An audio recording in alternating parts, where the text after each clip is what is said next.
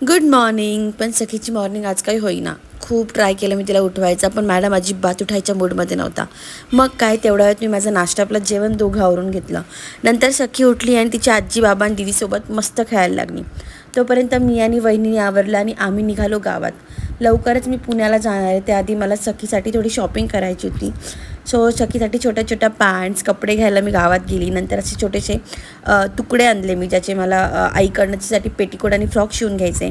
घरी आल्यानंतर मस्त जेवण केलं आणि बघते तर काय, त्यानंतर आईने माझी आवडती बर्फी करायला घेतली. इथे बेसन आणि रवा भाजून घेतला. शेजारी इथे पाक केला.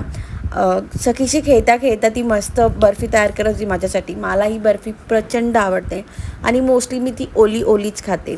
सो बघता बघता छान बर्फी तयार झाली आणि मी ती ओली ओलीच खायला घेतली. तुम्हालाही बर्फी अशी ओलीच आवडते का? आणि बघता बघता बर्फी ऑलमोस्ट संपतही आली. सो असा गेला आमचा आजचा दिवस. बाय.